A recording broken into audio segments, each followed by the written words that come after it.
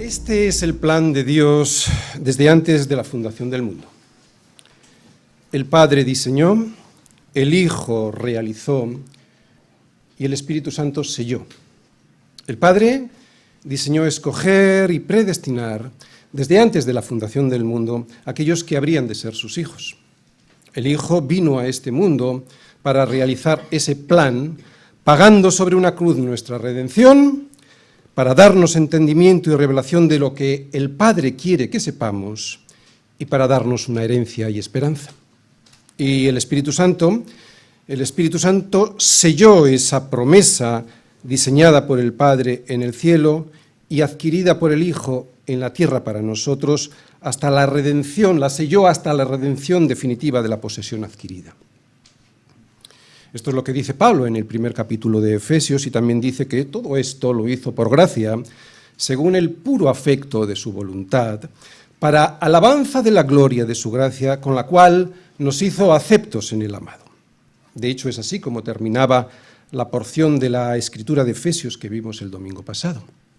Así pues, la razón última de tu existencia es que alabes a Dios y que lo hagas especialmente atendiendo a la gloria de su gracia.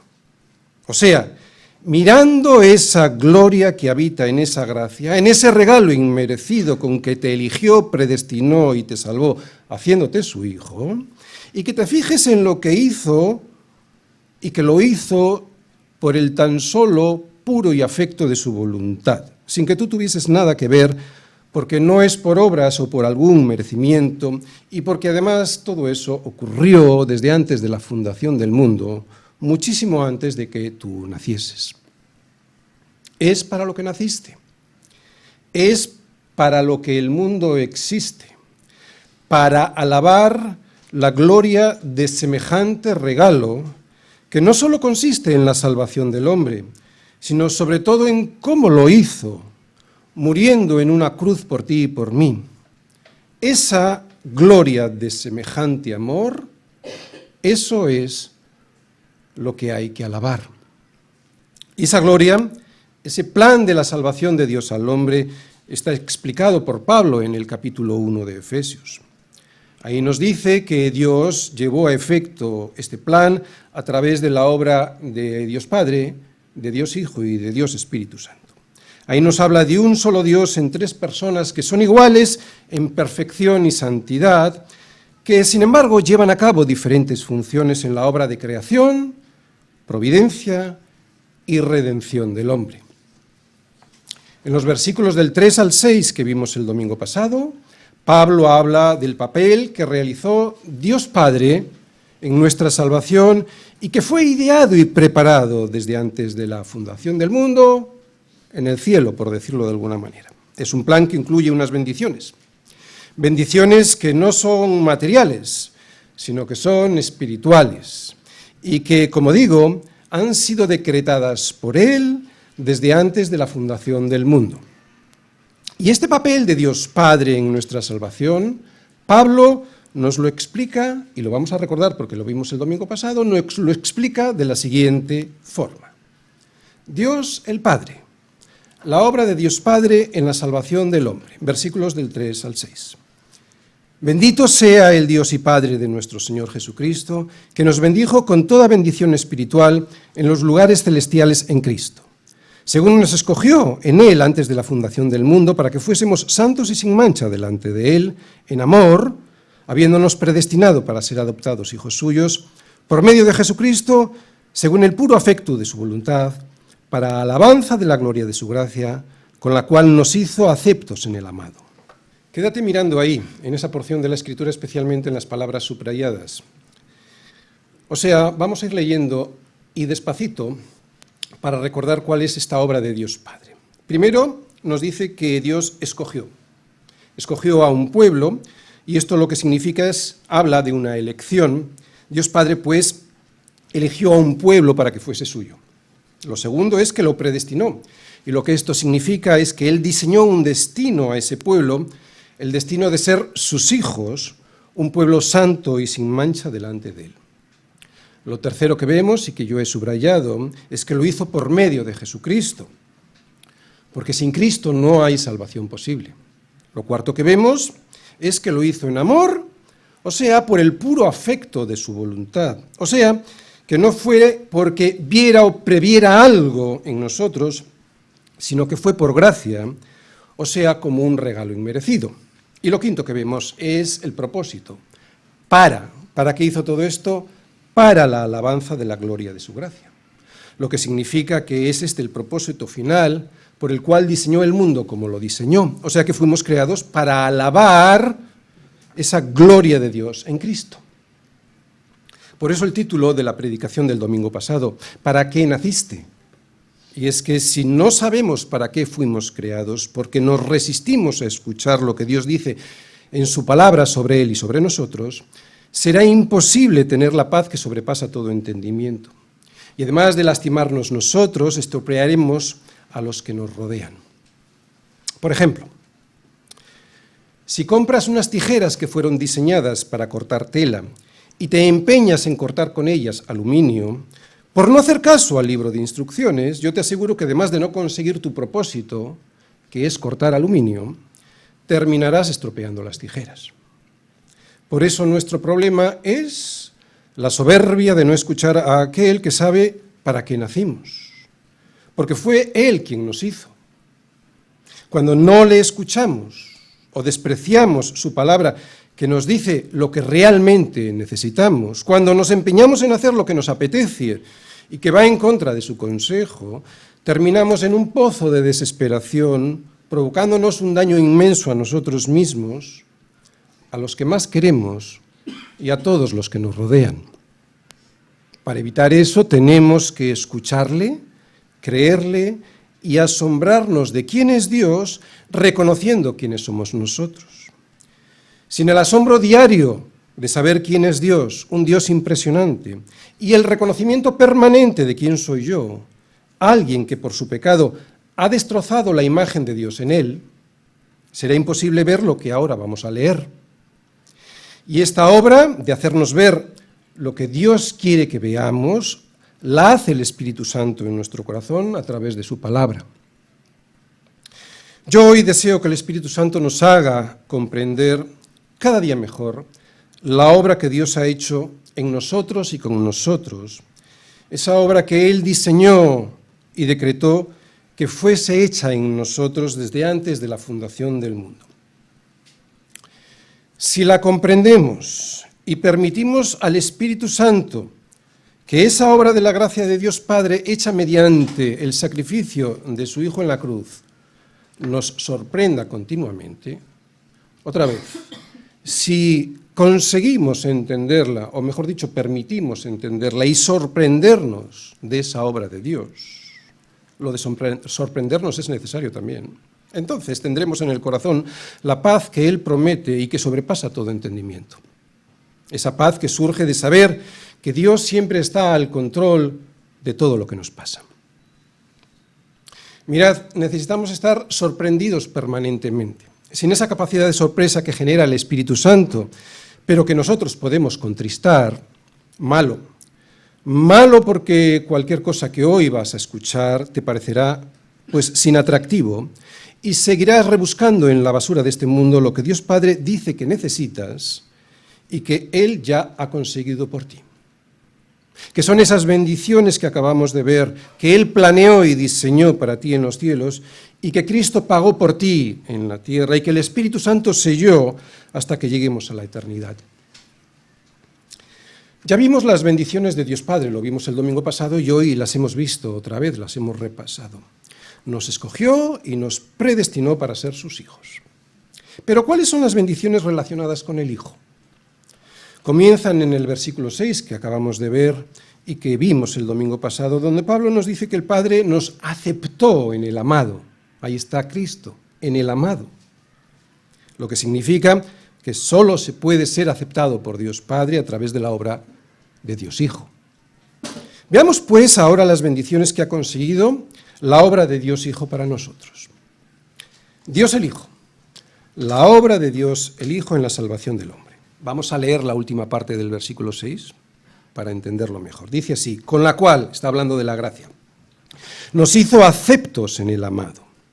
en quien tenemos redención por su sangre, el perdón de pecados según las riquezas de su gracia, que hizo sobreabundar para con nosotros en toda sabiduría e inteligencia, dándonos a conocer el misterio de su voluntad según su beneplácito, el cual se había propuesto en sí mismo de reunir todas las cosas en Cristo, en la dispensación del cumplimiento de los tiempos, así las que están en los cielos como las que están en la tierra.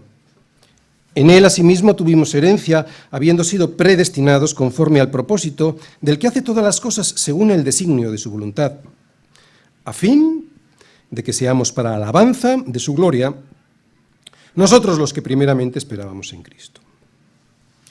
Van a quedar ahí puestos esos versículos porque los vamos a ir repasando versículo a versículo, especialmente las palabras que veis ahí subrayadas.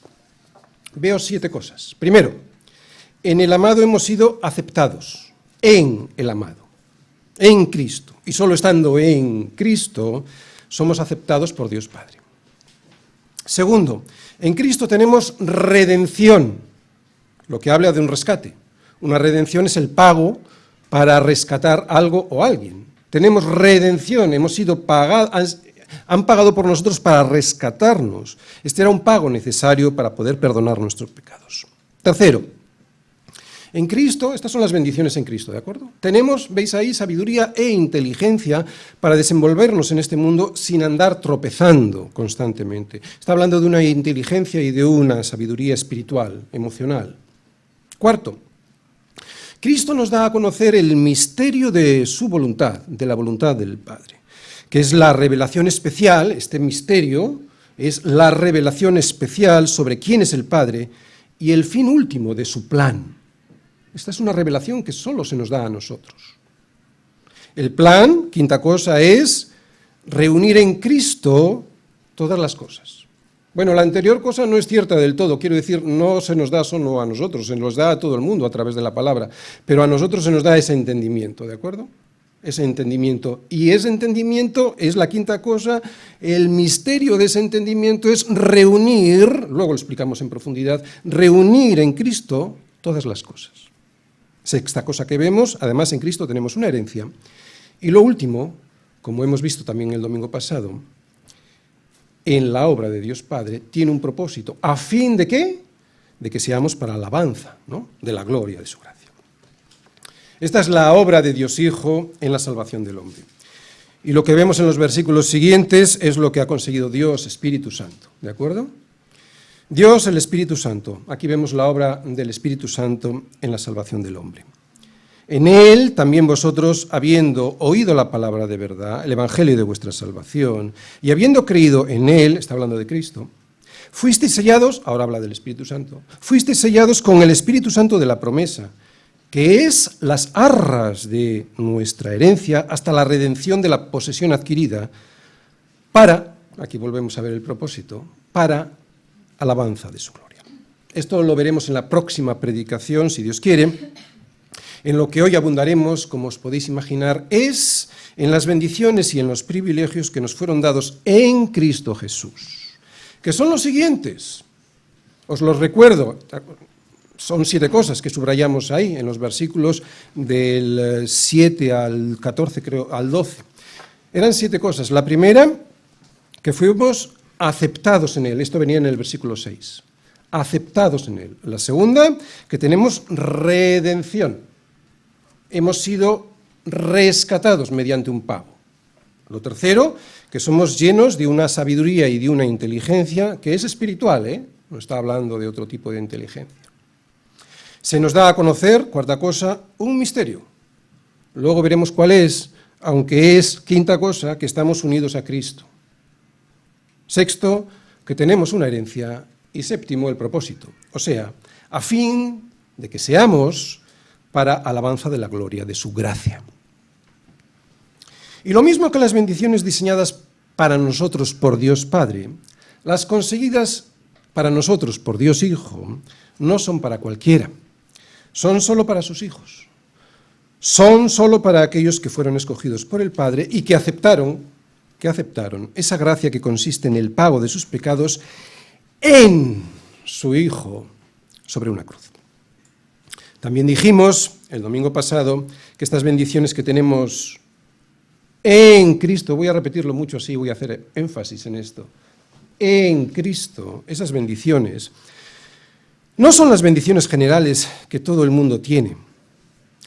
Está hablando de bendiciones espirituales, porque las bendiciones generales que todo el mundo tiene, esas las puede disfrutar en diferentes formas y grados cualquier persona. Eso es lo que en teología se llama la gracia común. Esta gracia común también viene de Dios. También viene de Dios. De verdad que alguien se puede creer que su salud, su nacionalidad, o sea, ¿dónde has nacido? Si en un país en guerra o en un país en paz, o un país rico o un país pobre. Otra vez, ¿alguien de verdad puede creer que su salud, su nacionalidad, su inteligencia o su inteligencia dependen de él o de algo que él haya hecho? Es cierto que yo puedo y debo trabajar y esforzarme en mejorar eso que Dios me dio, pero eso que Dios me dio sigue siendo parte de esa gracia común que Dios otorga a todos los hombres según Él considera que debe entregar. La gracia común es lo que Jesús nos dice que hace con todos los hombres el Padre. Que hace salir, ¿recordáis? Que hace salir su sol, porque es suyo, su sol sobre malos y buenos, que hace llover sobre justos e injustos.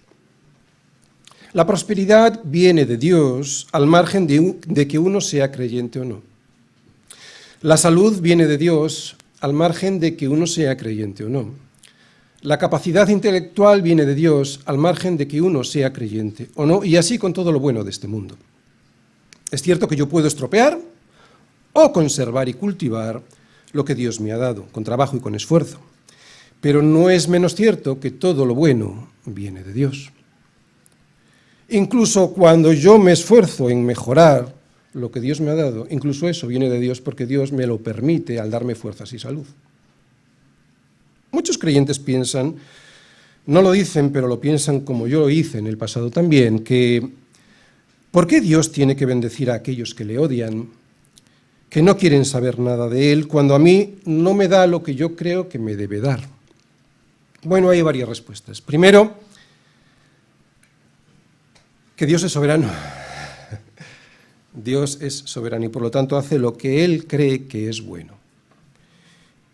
Y es bueno que los incrédulos miren al cielo para agradecer lo que Dios les ha dado. Y si no lo hacen, su responsabilidad aumenta.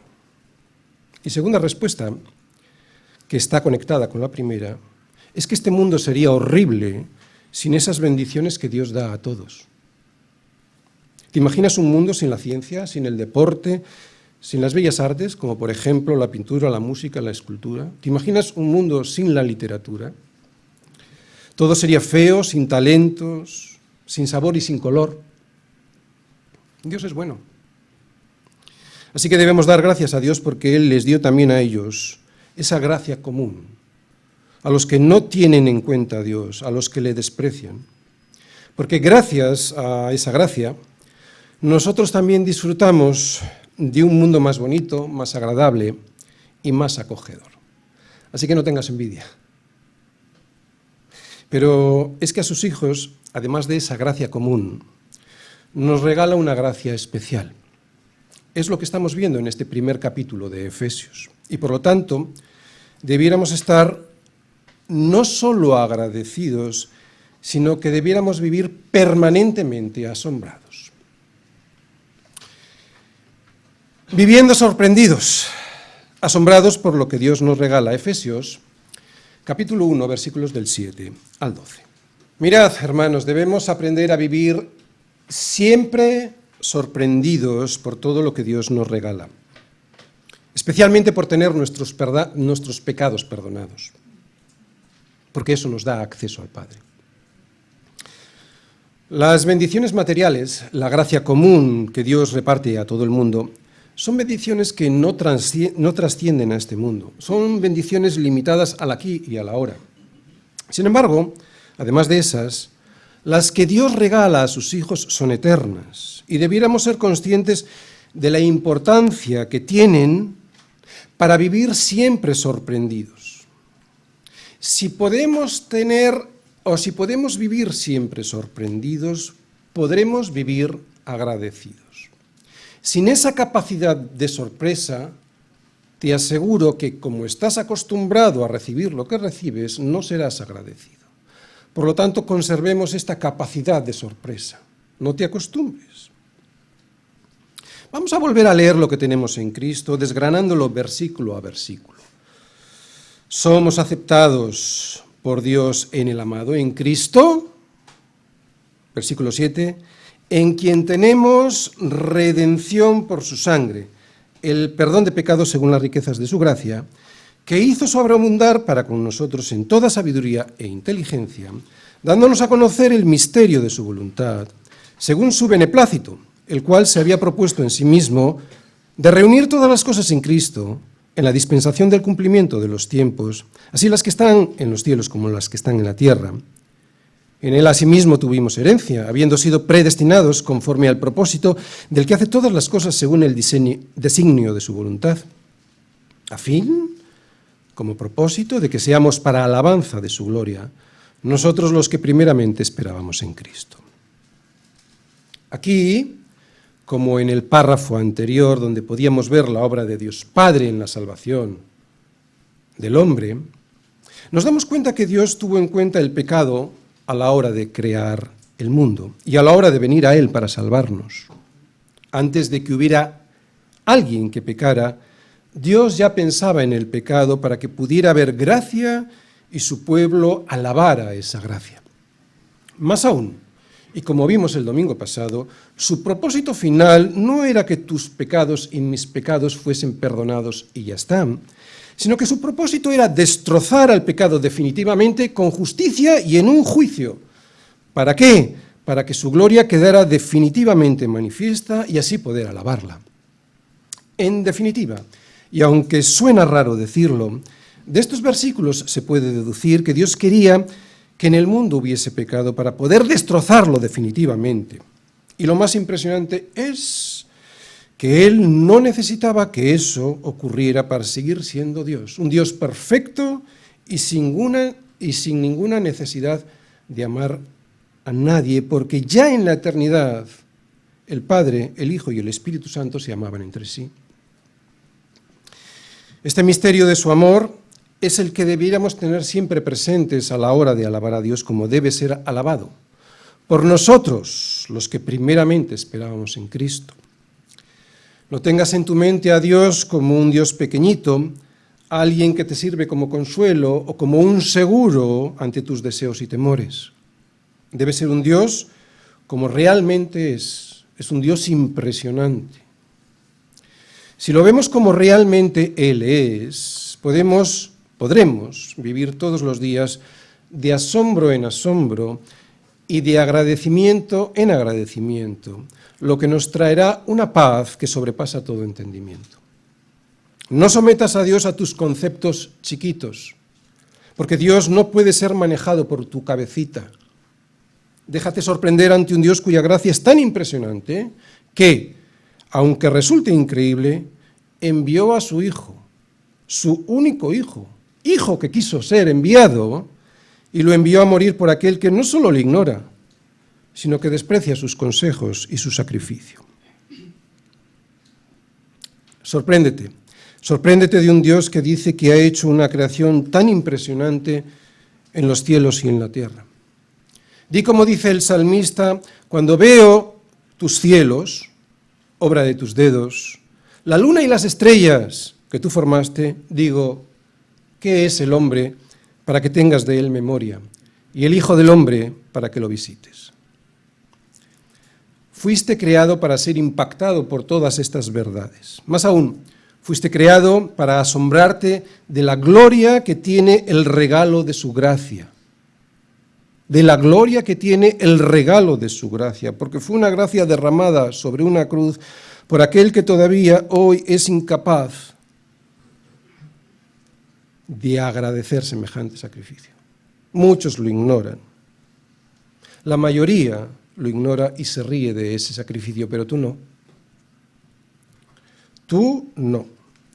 Tú debes vivir asombrado y agradecido por una gracia que no debe nunca dejar de ser alabada, porque para eso te creo. El problema de la religión entendida como rito y norma, es que ese rito y norma ocultan, ensombrecen, opacan a Dios y esa gloria que Él dice que debe ser alabada. Si Dios es tan solo esto, un rito, una norma, eso entonces, si es eso, no merece la pena que tengas en cuenta a Dios y mucho menos que le alabes, como Pablo dice que hay que alabarle en el versículo 12, a fin de que seamos, y quiero insistir en este verbo, seamos para alabanza de su gloria. Esto es lo que mucha gente no hace. Muchos no tienen como fin ser para la alabanza de su gloria. Pero tú para esto naciste, para ser una alabanza de la gloria y de la gracia que Dios derramó en la cruz por ti. Ese es el propósito último de tu existencia. No que hagas alabanza, que seas alabanza. ¿Otra vez? No que hagas alabanza, que seas alabanza. Y el esquema de hoy es el siguiente. Primera parte, una introducción en la que veremos la esencia de Dios y que de esa esencia recibimos todo por gracia. ¿De acuerdo? Vamos a ver la esencia de Dios y la gracia en el versículo 6 que vimos en la anterior predicación. Segunda parte, tenemos el perdón de Dios en Cristo, versículo 7. La tercera parte, nosotros podemos conocer el misterio de su voluntad en Cristo, versículos del 8 al 10. Y la cuarta parte, tenemos una herencia y una esperanza en Cristo, versículos del 11 al 12. Primera parte. Una introducción, ahí vamos a ver la gracia. Todo nos lo dio por gracia. Versículo 6. Para alabanza de la gloria de su gracia, con la cual nos hizo aceptos en el amado. Estamos todavía en el último versículo que habla de la obra de Dios Padre en los cielos, ¿de acuerdo? Y en esta introducción vamos a ver que es por gracia. Quiero enlazarlo con la obra de Dios Hijo, pero para eso tengo que ir al versículo anterior. Y vemos que es por gracia. En esta introducción podemos ver que es por gracia, pero también podemos ver la esencia del Dios que da esa gracia. Vamos a ver la esencia de Dios primero y luego veremos la gracia. La esencia de Dios. Esta palabra, el amado, se refiere claramente al Hijo, a Dios Hijo. Y es la confirmación de lo que dije antes, que Dios no necesitaba de nosotros para no sentirse solo.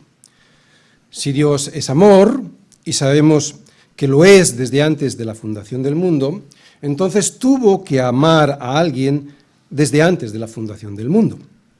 Y ese alguien es su Hijo y también es el Espíritu Santo. Así pues, este amor trino es otra confirmación de la existencia de un único Dios que se revela en tres personas distintas, diferentes. Dios se revela en la Biblia como Padre, como Hijo y como Espíritu Santo. No son tres dioses, no son tres manifestaciones diferentes de Dios, son tres personas distintas, todas ellas Dios, en uno.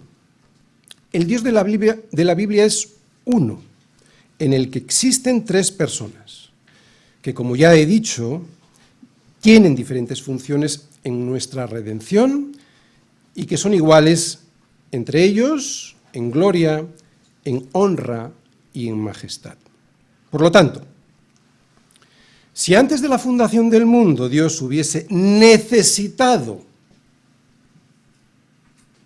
Dios no necesita nada, pero si antes de la fundación del mundo Dios hubiese necesitado amar a otras personas para expresar ese amor que Él es, recuerda que Dios es amor, primera de Juan, otra vez, si antes de la fundación del mundo Dios hubiese necesitado amar a otras personas para expresar ese amor que Él es, entonces no sería Dios. Porque Dios nunca necesitó nada fuera de Él para ser feliz, para sentirse acompañado, para ejercer su misma esencia, que es que Dios es amor. Así pues, este amor es un amor que hace, el amor de Dios, Es un amor que hace que desde antes de la fundación del mundo se conozcan, se relacionen y se amen entre ellos, el Padre, el Hijo y el Espíritu Santo. Dios está completo en él, por eso es trino. No necesita de mí ni de ti para estar completo. Si Dios no hubiese sido completo desde antes de la fundación del mundo, no sería Dios. Así pues, así es la esencia de Dios, perfecta, completa, sin necesidad, porque Dios no necesita de nadie, sin necesidad de algo o de alguien fuera de él. Es una esencia que se define por el amor ágape. Esta es la esencia. Y después de haber visto esta esencia de Dios como amor, aunque ya lo vimos el domingo pasado, ahora Pablo nos dice que somos aceptados en el amado. Otra vez, somos aceptados en el amado, y aquí ya habla de gracia. No somos aceptados por nosotros o lo que somos nosotros. Habla de que somos aceptados en el amado, y aquí vemos la gracia. Ser aceptos a alguien significa ser aceptados. Y ser aceptados en el amado significa que somos aceptados en la presencia del Padre gracias a lo que hizo Cristo en nuestro lugar. Por lo tanto, podemos entrar en la presencia de Dios, más aún, somos adoptados por Él como sus hijos gracias al amado, gracias a lo que su amado Hijo hizo en nuestro lugar. Si te das cuenta, la palabra gracias pues proviene etimológicamente de la palabra gracia, que en este caso significa un favor que se nos hace, algo que se nos da, pero sin merecerlo. Jamás podríamos presentarnos delante de Él, y mucho menos ser considerados como sus hijos, si no fuese porque Dios Padre nos hizo aceptos en el amado. Fuimos expulsados del jardín donde habitaba Dios. Fuimos expulsados en Adán. Y solo en Cristo volveremos a ser aceptados. Este versículo es lo que dice, que Dios nos permite regresar al jardín en el que Él vive y del que fuimos expulsados en Adán, nos permite regresar si estamos en el amado. Estando en Cristo, Dios nos permite pasar a su presencia, porque fue Él, Cristo, quien cumplió lo que nosotros no pudimos cumplir, porque fue Él quien pagó lo que nosotros debíamos pagar y nos resultaba imposible hacer. Así que es esta gracia que se ve en el amado, la que debemos alabar, darle honra y gloria. Por eso todo lo que vamos a ver a partir de ahora surge de esta gracia, de este regalo. Era necesario, por lo tanto, volver a repasar este versículo 6, porque todo lo que vamos a ver aquí, que hace Cristo por nosotros, surge de esta gracia, de este regalo de Dios, que ha tenido en cuenta el sacrificio de su Hijo, para abrirnos la puerta de su casa y darnos lo próximo que vamos a ver: el perdón, el conocimiento del misterio que hay en su voluntad, una herencia que no nos podemos ni imaginar lo hermosa que es, y una esperanza.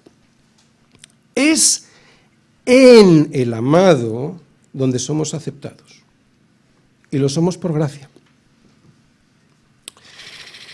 Pero en este mundo no hay nada gratis, ni la gracia de Dios es gratis, y es lo que vamos a ver en el versículo 7, que tenemos el privilegio, ahora explico lo de gratis, que tenemos el privilegio de tener el perdón de Dios no gratis, sino por gracia, que es algo diferente. Hemos visto pues la obra del Padre, vamos a ver ahora la obra del Hijo, obra que no salió gratis. Segunda parte, tenemos el perdón de Dios en Cristo. Versículo 7, en Cristo, en quien tenemos redención por su sangre, el perdón de pecados según las riquezas de su gracia. Como acabamos de leer, aunque es por gracia, o sea, que no hay que pagar por ello, no le salió gratis a Dios esta gracia, porque le costó la sangre de su Hijo. Como tantas veces he dicho, en la ley de Dios nada sale gratis. Lo que se rompe o lo paga uno o lo paga otro. Pero nadie tiene que pagar pero alguien tiene que pagar lo que se rompe. Esto es lo justo. Esta es la ley de Dios. Esto no se entiende muy bien en nuestra sociedad, en una sociedad como la nuestra, acostumbrada a tener tantas cosas gratis. La sanidad es gratis, la enseñanza es gratis, la universidad casi es gratis, pero eso es mentira, porque eso que digo yo que es gratis, lo ha tenido que pagar previamente alguien. El engaño consiste en lo siguiente: que ese alguien que dice que eso es gratis, resulta que ha sido él quien lo ha pagado con sus impuestos. Cuando esto lo entendemos bien, cuando entendemos que todo tiene un coste, y que no solo es una cuestión de economía, sino que también lo vemos en la naturaleza creada por Dios, entonces empezamos a entender mejor y a valorar, como debe ser valorado, el regalo que es por gracia, el regalo que nos ha sido entregado en el Hijo. Hasta el versículo 6 vimos la obra de Dios Padre diseñada en el cielo. A partir del versículo 7 veremos cómo esa obra se traslada a la tierra por medio de la obra redentora de Cristo. Porque fue Él, Cristo, quien derramó su sangre por nosotros en una cruz para poder cumplir el plan diseñado por Dios Padre. Es el Padre quien derrama su gracia sobre nosotros, pero es en el Hijo en quien tenemos redención, si creemos en esa gracia que nos ha sido concedida. Así que a partir de aquí, aunque seguimos escuchando que es Dios quien envía su gracia sobre nosotros, Dios Padre, veremos que siempre es en Cristo, en la obra de Cristo, a través de Cristo. Esta obra de Cristo tiene una forma, tiene un fondo y tiene un resultado, ¿de acuerdo? Vamos a ver las tres cosas.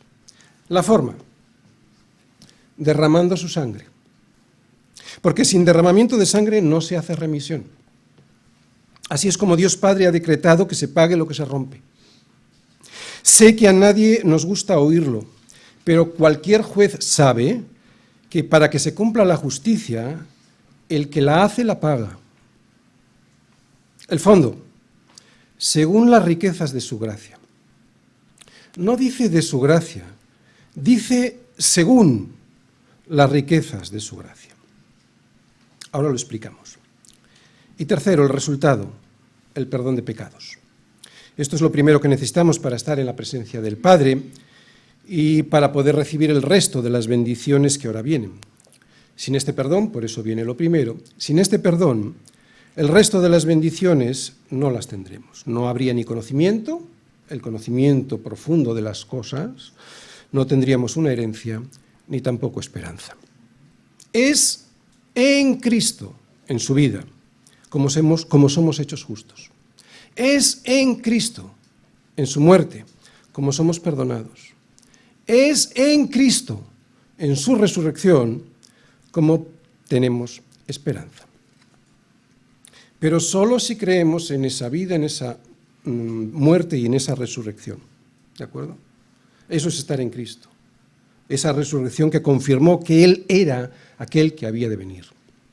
Y todo esto, Dios Padre nos lo da no solo de gracia, sino, como dice ahí, según las riquezas de su gracia. Dios Padre no da de su gracia, Dios da conforme a las riquezas de su gracia, que es enormemente rica. Yo no sé si notas la diferencia. Por ejemplo, si yo soy muy rico y alguien me pide algo, puedo dar de mi riqueza o conforme a mis riquezas. En ambos casos doy, pero en el primer caso daré algo de esa riqueza, que puede ser poco. Sin embargo, si doy conforme a mi riqueza, lo que hago es dar en la medida en la que soy rico. Y si soy muy rico, entonces esa medida será enorme. Pues es esa riqueza la que vemos que Dios nos da. Da conforme a su riqueza. No da de su riqueza, sino conforme, de acuerdo a su riqueza.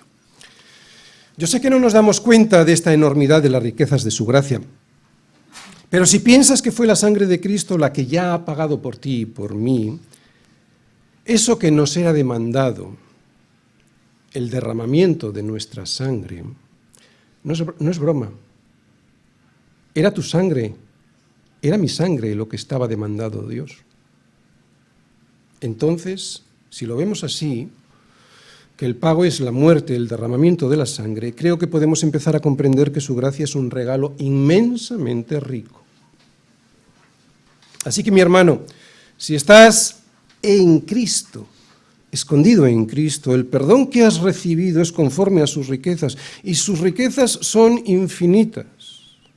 ¿Cómo no alabar esta gloria de su gracia que te concede un perdón infinito?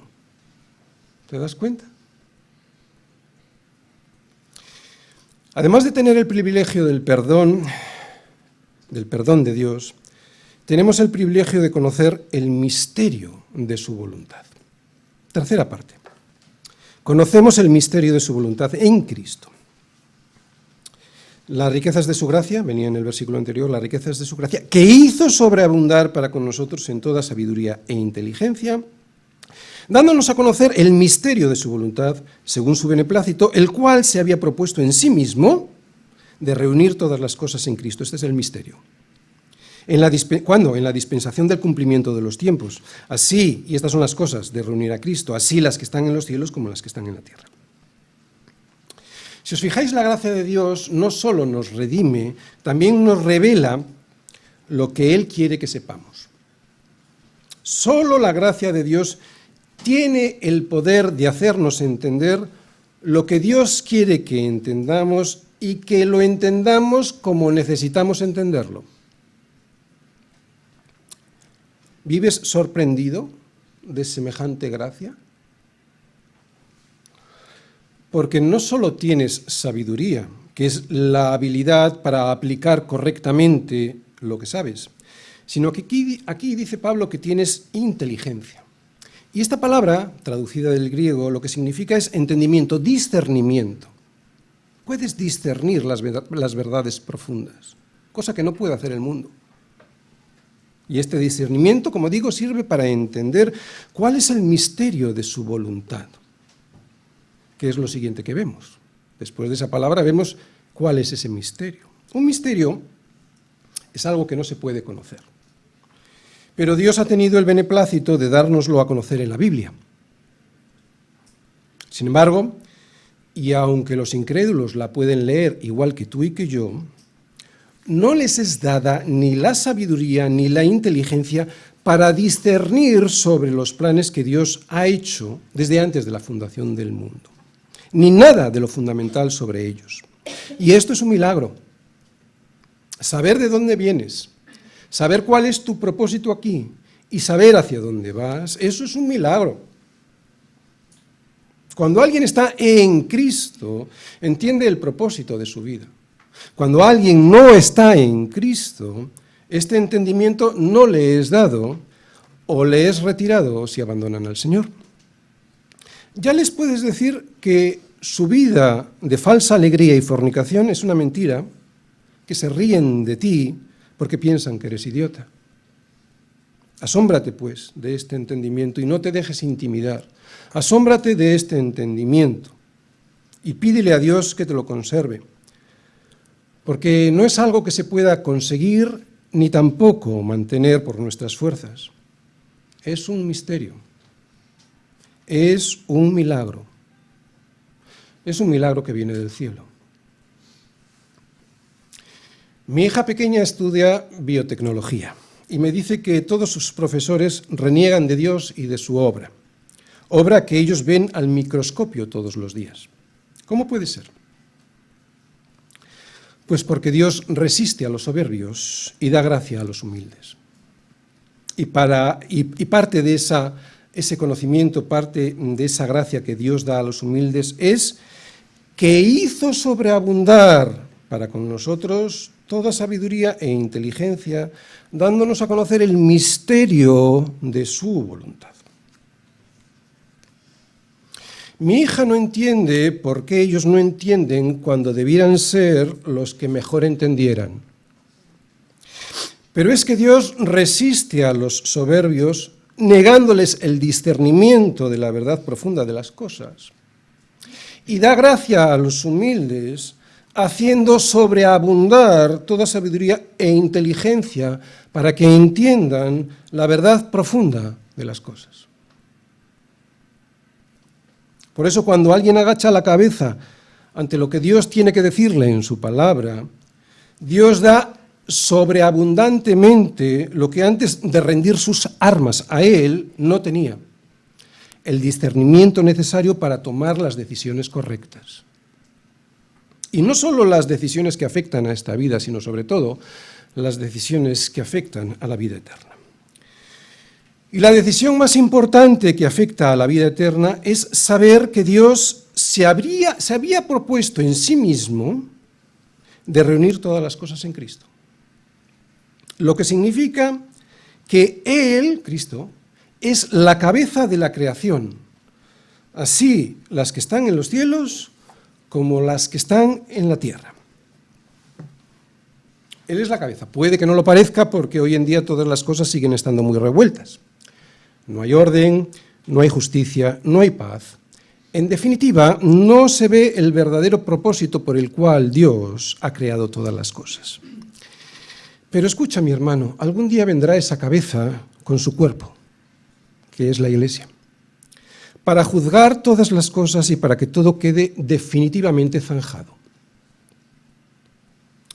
Mira, todo se va a arreglar.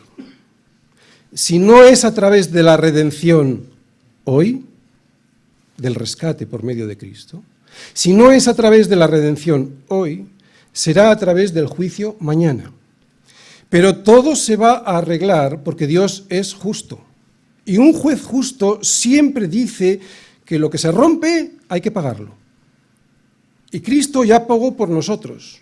Y ese misterio de Cristo pagando por el pecador arrepentido y juzgando al que no quiso ser hallado en Él para ser librado de ese juicio, eso nos lo ha hecho entender Dios sobreabundantemente por su gracia, para que estemos en paz, para que estemos tranquilos, para que sepamos que todo se va a arreglar. Dios está reuniendo un pueblo en Cristo. Y esa dispensación de los tiempos que comenzó con la vida, muerte y resurrección de Cristo terminará cuando Él regrese. Porque escrito está: vivo yo, dice el Señor, que ante mí se doblará toda rodilla y toda lengua confesará a Dios. Será entonces cuando Cristo reinará como soberano sobre todo lo creado, y este es el misterio que nos es dado a conocer nosotros. Es entonces cuando Cristo reinará como soberano sobre todas las cosas, reuniendo en Él todas las cosas, así las que están en los cielos como las que están en la tierra. Por eso, aunque veas lo que ves en este mundo, tranquilo. Tranquilo, Él es nuestra herencia, Él es nuestra esperanza. Cuarta parte. Tenemos una herencia y una esperanza en Cristo. En Él, asimismo, tuvimos herencia, habiendo sido predestinados conforme al propósito del que hace todas las cosas, según el designio de su voluntad, a fin de que seamos para alabanza de su gloria, nosotros los que primeramente esperábamos en Cristo. Dice Pablo en Romanos 8, 16 y 17 que si somos hijos de Dios, entonces también somos herederos. Herederos de Dios y por lo tanto coherederos con Cristo. Así que todo lo de Cristo es nuestro. Y si en la oración sacerdotal de Jesús, en Juan 17, Jesús le dice al Padre: todo lo mío es tuyo y lo tuyo mío, y en Mateo 11, 27 nos dice a nosotros que todas las cosas le fueron entregadas por su Padre, entonces nosotros somos hechos coherederos de todo lo que el Padre le entregó al Hijo.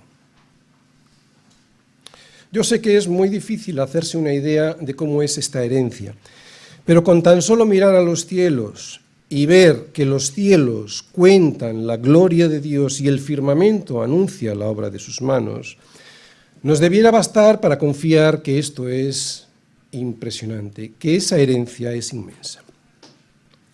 Además, es una herencia que no se pierde por el camino, ¿de acuerdo? No vas a encontrar a alguien litigando para recibirla a él en vez de tú. Ni nadie nos la va a quitar, ni siquiera el Estado va a meter su mano para gravarla con impuestos.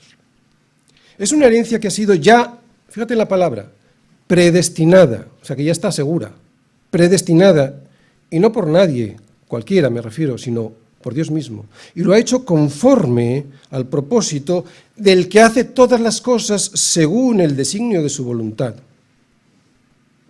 Es segura. Si estás en Cristo, es segura. Menuda certeza, ¿no? El que nos predestinó para ser sus hijos, ¿cómo no nos iba a predestinar para recibir su herencia?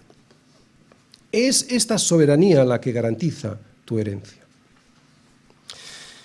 Pero nota finalmente que vuelve a mencionar a Cristo, porque esta herencia es una herencia entregada previamente a Cristo, cuando Él dice, nota esto, en Él, asimismo, tuvimos herencia, en Él. Por lo tanto, solo en Él se puede recibir esta herencia. Muchos que no creen en Dios Padre ni en la obra de su Hijo, creen que podrán recibir algo de Dios, si acaso existiera Dios, y lo basan en su creencia en que ellos no han sido tan malos como para que, llegado el caso, Dios les haga el feo de dejarles fuera. Menuda fe que tienen, porque es en Él en donde se recibe esta herencia. Si no estás en Él, nada. Y fíjate que dice a sí mismo, y esto quiere decir que antes también todo lo que hemos recibido tenía que ser en Él. Dice en Él, a sí mismo, como antes también era en Él que recibíamos todas las cosas, ahora también en Él, a sí mismo, recibimos esta herencia. Todo lo que el Padre decretó desde los cielos y que el Hijo ejecutó en la tierra, se recibe estando en Él. Es Cristo el centro de todo, y esto da esperanza, que es la última palabra que veis subrayada ahí. Termino. Para los creyentes, ¿te asombra la diferencia entre lo que recibes y lo que te mereces? Los que no creen en Dios y en sus promesas no se asombran. De hecho, protestan. Protestan porque no reciben lo que creen que deben recibir, que siempre es más de lo que tienen. ¿Vives tú asombrado? ¿Vives sorprendido por lo que Dios ya te ha regalado en Cristo? Porque los incrédulos no. No vayamos a ser como ellos. Ellos viven como viven porque no conocen a Dios ni quieren, pero tú no. A ti se te ha dado una gracia que sobreabunda en sabiduría y conocimiento, e inteligencia y discernimiento para que entiendas de dónde vienes, qué haces aquí y hacia dónde vas. A dónde vas a llegar, que es un lugar en donde Cristo reinará y habrá paz y el mar ya no existirá más, como nos dice en Apocalipsis 21:1. Para los que no creen en Dios, les digo, buscad al Señor mientras pueda ser hallado, llamadle en tanto que está cercano. Y no te fijes en las mentiras de este mundo, pon tus ojos en Jesús.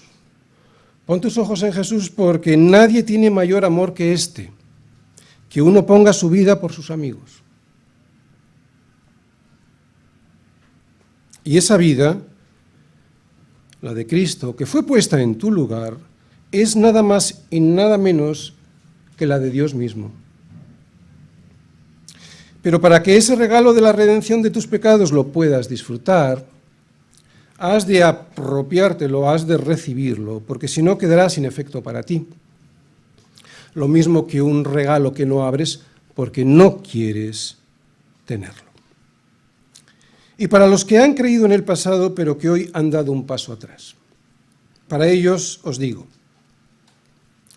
Tenéis la posibilidad de volver si venís más arrepentidos que antes, porque si el Espíritu Santo termina por apartarse definitivamente de vuestro lado, será imposible que seáis otra vez renovados para arrepentimiento, crucificando de nuevo para vosotros mismos al Hijo de Dios, exponiéndole al vituperio. Recuerda que la tierra que produce espinos y abrojos es reprobada y está próxima a ser maldecida, y su fin es el ser quemada. Pero recuerda también que la gracia de Dios es inmensa y que a Dios le encanta perdonar.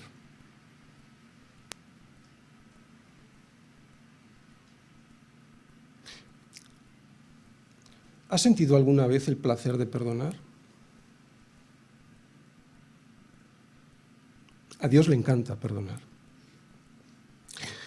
Naciste para la alabanza de su gloria, y meditar en esto y en la soberanía absoluta de Dios sobre todas las cosas te hará ser cada día más humilde y cercano a Dios. Esta humildad de pensar en Él, asombrándote, y no pensar en ti y para ti, hará que te acerques más a Dios y te restituya lo que le despreciaste por unos absurdos minutos de placer y diversión. Amén.